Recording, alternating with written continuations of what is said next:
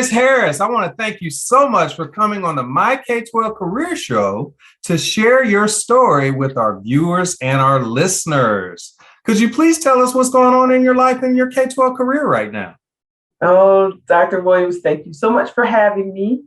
Again, I'm Rosalyn Rice Harris, and I am currently the Director of Collaboratives at the Council of Chief State School Officers, which is a national nonpartisan organization that supports K-12 state education agencies, as well as U.S. districts and territories. So I lead the professional learning for all of our state education agencies, their leaders, and I support anyone from our state chief academic officers to our state content leads in building policy, professional learning, support to regulations that support schools and districts. Wow. So that's all the states, or is that just some of the states? So that is all the states. So all states are engaged, as well as U.S. districts and territories. So we support the Virgin Islands, we support Puerto Rico, we support Guam. Yeah. Yes. Yeah, that's cool. That is really cool. Now, the big question, do you get to travel to those places? I get to travel. We don't travel out of the continental U.S. yet. Okay. That hasn't happened yet. But we do have our convenings around the country because we want to first use, for me, leading this work, use a place-based approach when providing professional learning. So we want colleagues to learn from each other where they are. So use our resources there. So we have to move around the country. In addition, we want to be equitable in terms of travel. So we move around as well. That's true. Yeah. Okay. That makes sense. But also, I would have to believe that with the pandemic, one of the benefits, if you will, is that I think everybody has become very proficient with like either Teams or Zoom, right? So yes, makes it a lot easier to have these kind of meetings and interactions online than it might have been even 3 years ago. Oh, absolutely. The past 2 years, we've had our meetings, all of their professional learning has been online, and that has been, it's been really innovative. We've grown a lot. We've seen state education agencies grow a lot as a result of those interactions, just with understanding how to use technology to enhance learning and build mastery and build networks. So that's been exciting. And we're also excited that we're able to go back in person so they can solidify those networks too. So we just had two of our first meetings in person earlier this summer. Wow. Okay. How was that? Was it good? It was good. It was good. It was good to see everyone. I feel like what we want to see for our students, we see in the adults. So that need for social emotional learning and support for adults is a definite need for the adults that we have, that we provide professional learning to, as well as really making sure that learning is engaging, because Zoom fatigue is real. Our incessant need to multitask is real. So if we want to encourage mastery, we want to encourage engagement, we have to make sure our content is really engaging and our delivery is as well. And we're taking advantage of the fact that we're in person, that we're not doing a Zoom while people are sitting there right with us. So we're learning from that. So I'm excited to see what learning will look like this coming year and years to come. Yeah, so I would have to be, this year would be the year that is actually going to be as much as possible normal. Yes. Compared to the last couple of years, right? Okay, well, that's really cool. Now, that's what you're currently doing right now, Rosalyn, but let's go back to the beginning. Like, how did you even get into K-12 education in the first place? That is a loaded question. I get, and I always share that education saved my life. And without going to my amazing K-12 schools, I wouldn't be sitting here Mm, today. okay. So I'm very grateful to every teacher, to the just the whole construct of school that Sure. I had, because when I went to school, I didn't feel like I could fail. I didn't feel like I could ever be so wrong that I couldn't learn anything. Mm, I always felt affirmed. I've always felt encouraged. And I always felt like I'm as I can always get smarter, and my teachers are here to help me do that. And that was very pivotal, especially being a young Black girl, mm. uh, growing up in Connecticut. Wow. Um, but it's not the Greenwich, Connecticut. Very, very inner city Connecticut, um, Bridgeport, Connecticut, Okay. which I love, but it was rough. Mm, And I have schoolmates and friends who, honestly, just because the luck of the draw, they weren't in this amazing school. And look at our lives are very different as a result. mm. So very grateful for the experiences that I've had. And when I left college, I knew that I wanted to provide those same experiences for other kids who grew up and looked like me. Okay. So that is why I became a teacher.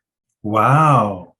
That's awesome. So when you taught, did you teach at a specific level, all the levels? How did that look? I taught from fifth grade to high school. Okay. So Okay. my sweet spot is middle school.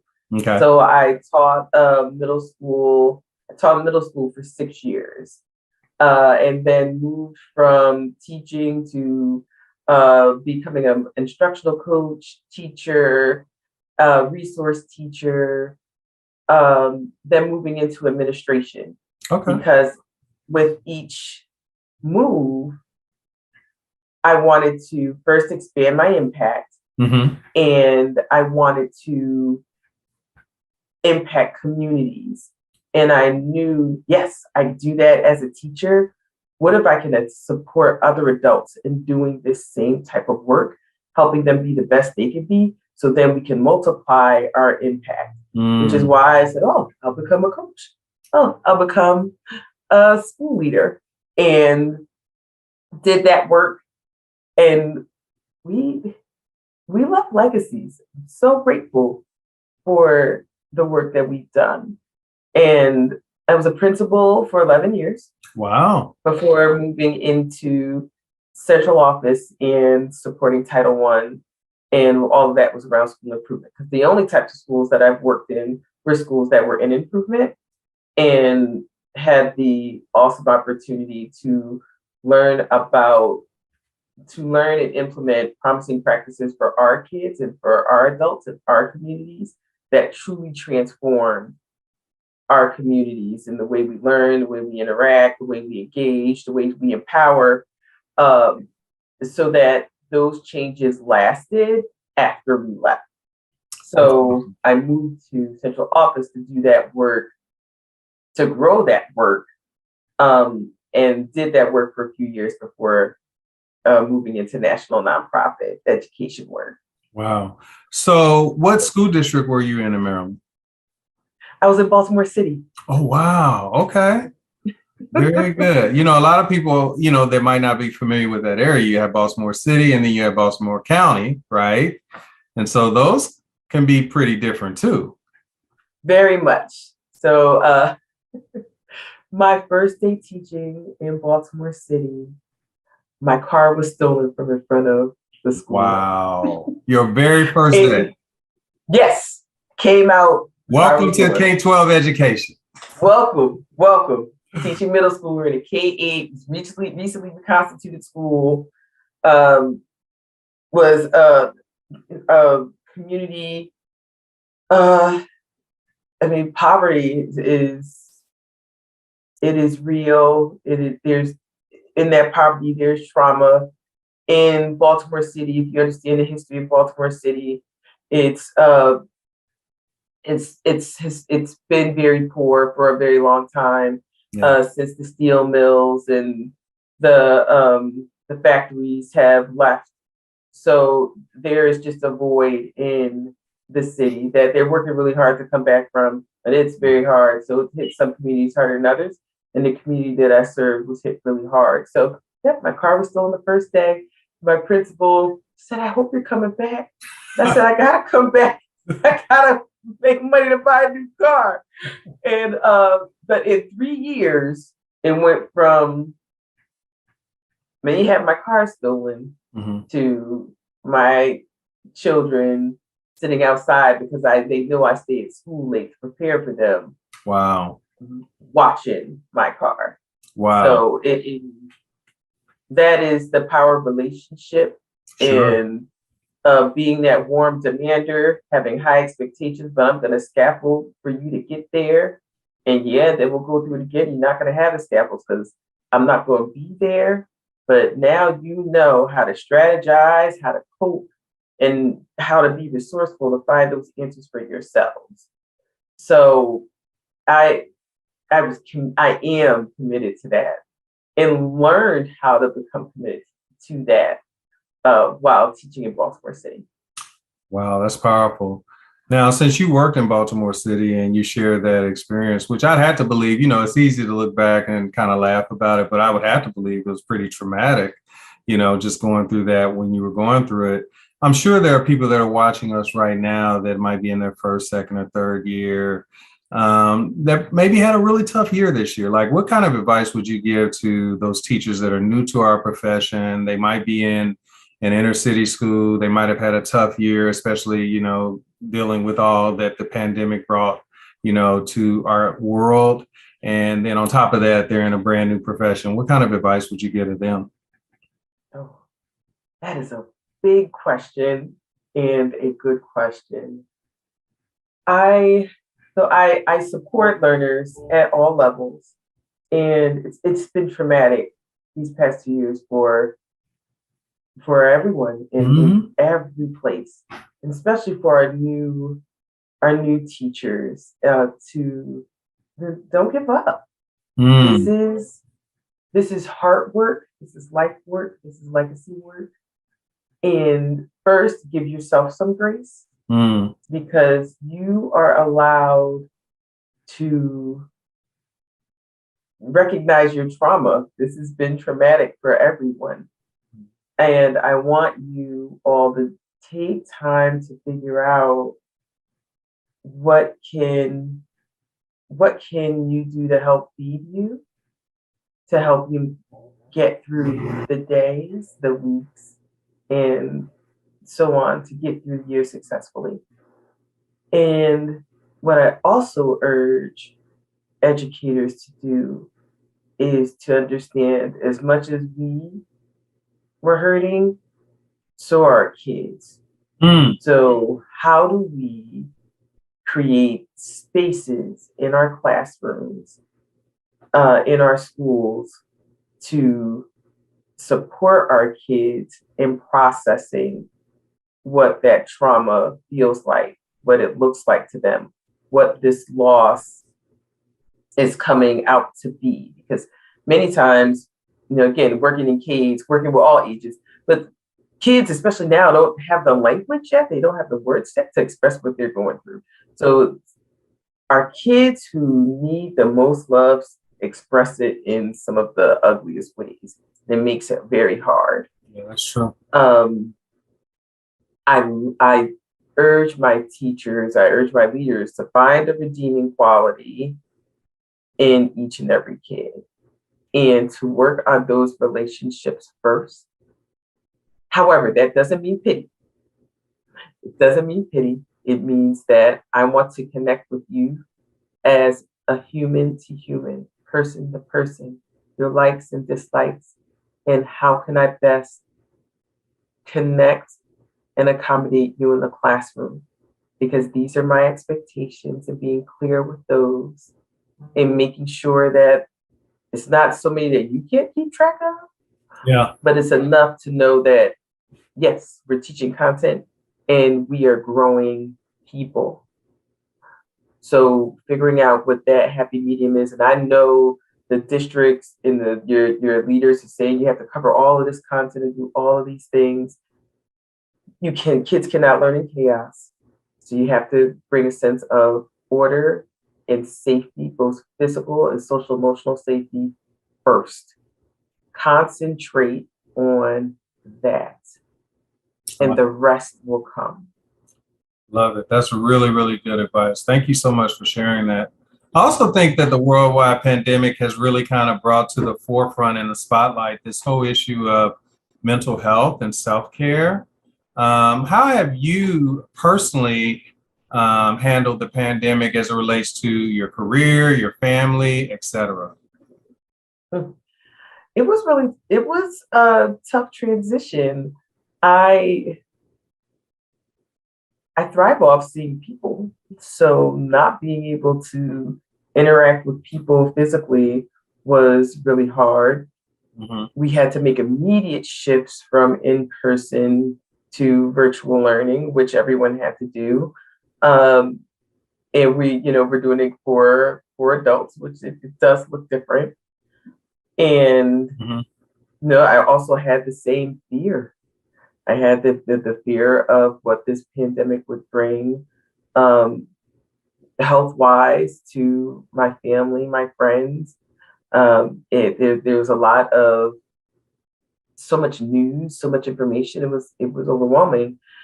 And what I did, the one thing I worked on was focusing on myself, focusing on my health, to make sure that I was as physically fit as possible. Sure. So if something happened to me, if I came down with COVID, that I would have the best possible chance to Absolutely. of being okay. So I took up running Okay. and really enjoyed that, and I've done that for the past 2 years. That's awesome. So thank you.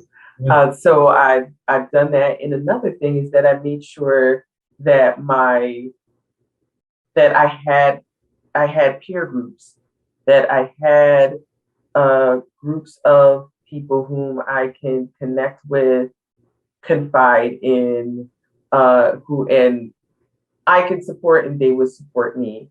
So I did that as well. And then lastly, um, I utilized mental health services when needed, because there's some things I just didn't want to uh, burden my peer groups with, or there was a need for more professional care for me. So I accessed those services, That's excellent. and Yeah. I think um, having a positive and uh, healthy mental health it is just a game changer in utilizing your resources, especially being in addition to in the pandemic, being a person of color going through the pandemic, watching Black and Brown people just die at incredible rates. It shakes your core. So there's so much more for us to process, that we may need help processing our thoughts and feelings. So accessing professional mental health services, that was key for me as well. Yeah, it was key for me too. And let's be honest, like in our community, that's not something that we really do.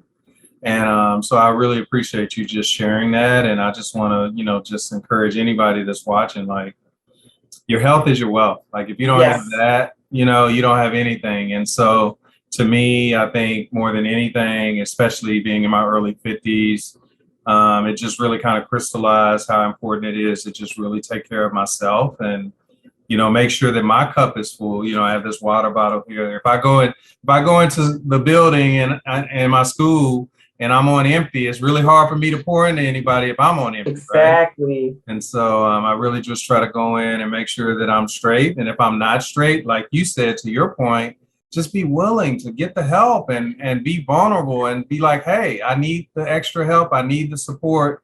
so that I can do my job to the best of my ability. So yeah, I really appreciate you sharing that. You know, that's not done enough, truthfully, in our community. So that's why we're out here, right? We're just giving out these Yes. good golden nuggets for people to just kind of, use and just access. So appreciate you just being transparent about that. Thank you. So, also our K-12 profession gets a bad rap, in my opinion. I feel like we're the absolute greatest profession in the world. We're the profession that makes all other professions possible, but we still get a bad rap, particularly in the United States. Why do you feel like our profession is a great profession, Rosalyn?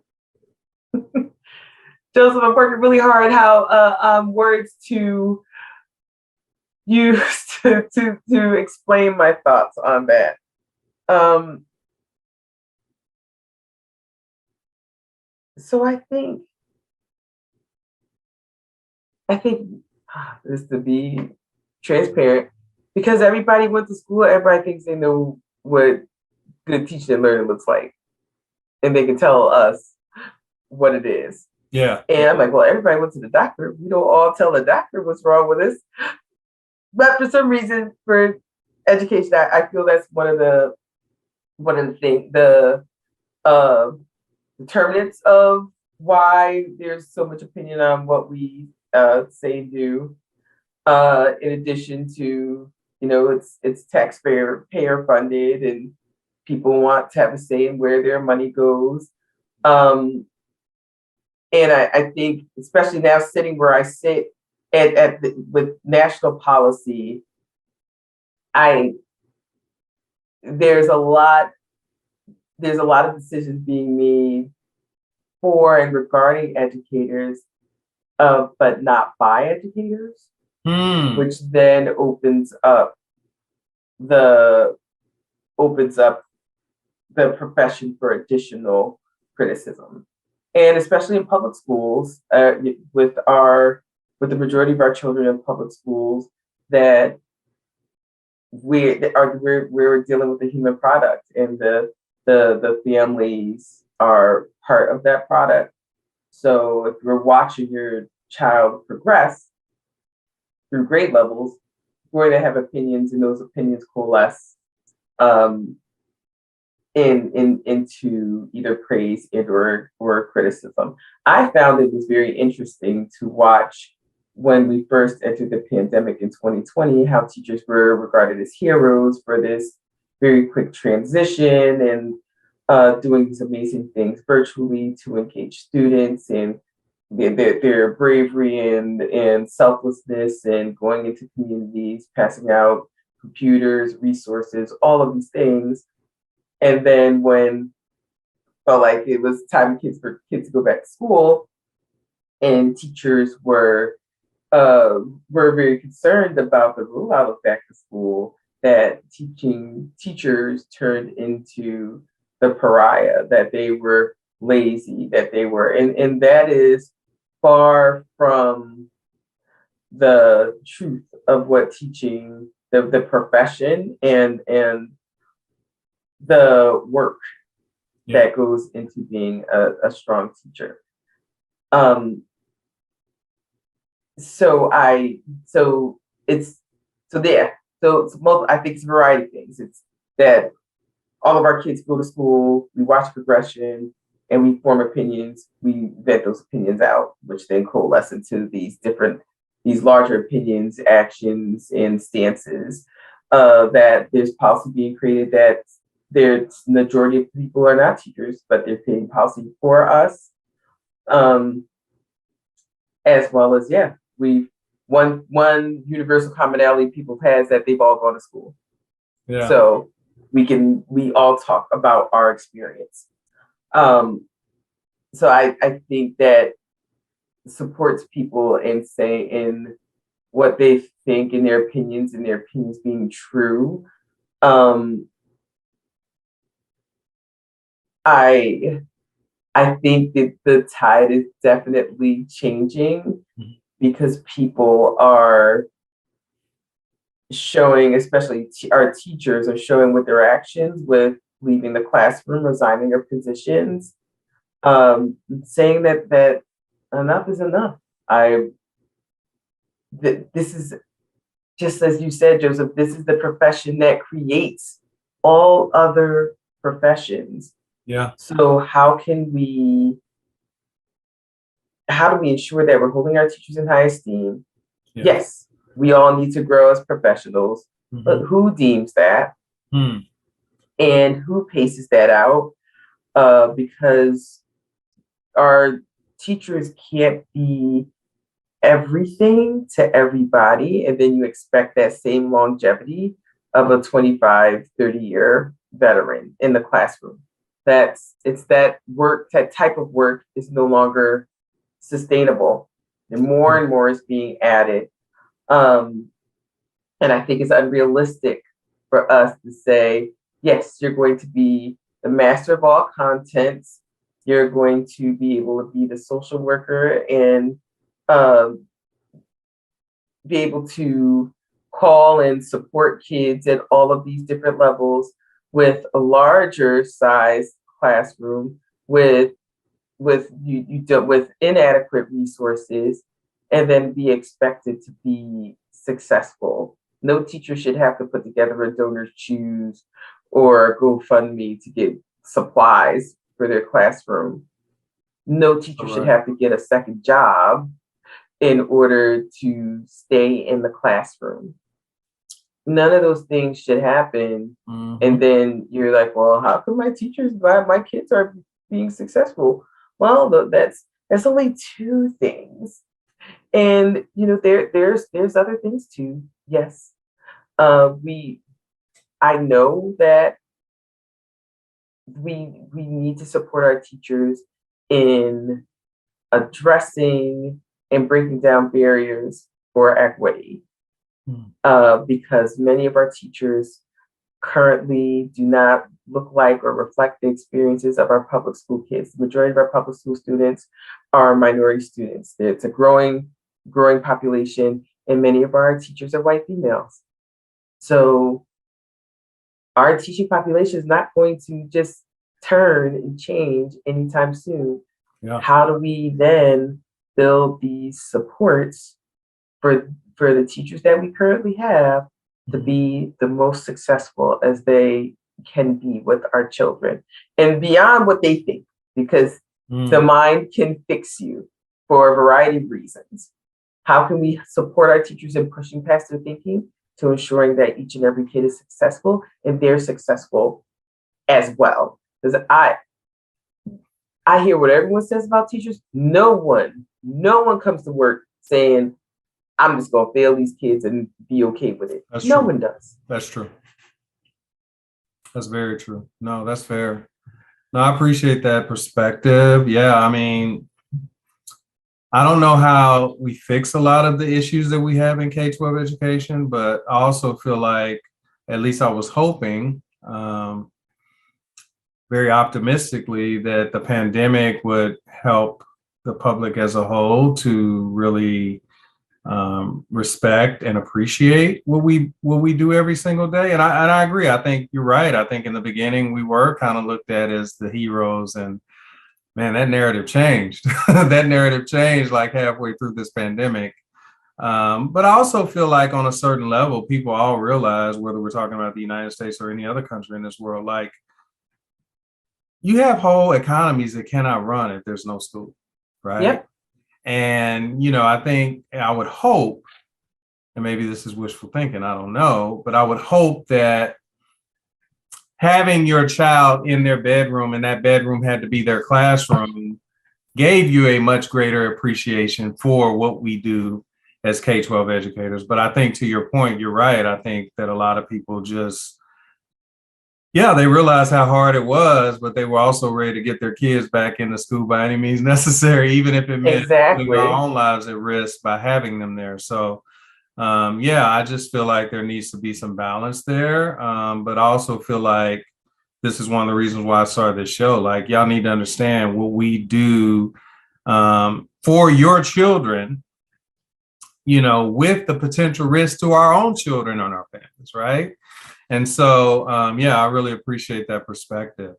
But you've been doing this a very, very long time, Rosalyn. Like, how do you balance work and life, work and family? Hmm. I Or think do it you? varied based upon what I was doing. When I taught that, so teaching was my life. I loved it. Mm, And in retrospect, you gotta have balance, um, and really have an identity outside of your work, sure. and setting up that identity or creating that identity for yourself is finding things that you like to do and committing to doing them, having a stop time for your work, Mm-hmm. and prioritizing things at work, so you're not there Mm, all of the time. You can't get everything done. It's just impossible. It will all never be done. So how do we create priorities to ensure that the most important things get done, and then create networks so that the things that are hard, or the things that you can collaborate on or share, that you can do within your network or within your team. It doesn't have to be a team of needs. Teaching is not meant to be done in isolation. Utilize your teammates, and that'll make the work easier. And then we'll then support you in creating time for you to discover that part of yourself outside of the classroom. So, making sure that you stop. Your weekends are yours. Um, don't stay at that school until it gets dark every night. There's no badge that you get for staying busy, staying late. There's no badge for that. Your yeah, your family, your friends, yourself, you need you. So absolutely. No, that's really preserve good. some fuel in that tank for yourself, Yeah. and make that a priority every day. Um, and I think the principalship was even worse. Um, Mm, my daughter was, uh, she was maybe 6 months old when I took my last mm, principalship. So she grew up in the school. And I'm grateful for having a community that embraced us. And yeah, in retrospect, mm-mm. I shouldn't celebrate my daughter's first birthday while at a PTA meeting. That's no, no, that's not good. No. So your family's your priority, Yeah, and being clear with that. And sure. I think especially now, after the pandemic, there's a much better understanding Mm, of the need for family and connection and balance, whereas you won't get that second look if you say, "Hey, I can't do this," and not give an answer, not give a reason. no, I can't do this right now, and that's okay. And I think for us as well, we've developed more of a resolve that if we do get that second look, we keep it pushing, because um, anything happens to you, your community will, yes, everyone will mourn you for a time. Your family will mourn you for eternity. mm, The school community will mourn you for a time, and then they'll post for your position, and they got to move on, because that's how life is. that's so true. That is so And true. it's for your family, you have to be there for them. For yourself, you have to be there for them. Just like you said, Joseph, you can't pour from an empty vessel. You just can't. So make sure that you are filled, that you're content, or you're working towards that consciously, Sure, sure. and you'll be able to then give to your school community in a more impactful way. Yeah, Because that's awesome. it's not the quantity, it's the quality of what you provide. I love that. That's really good. Well, Rosalyn, I want to thank you for taking the time out of your busy schedule to come and share your story with our viewers and our listeners.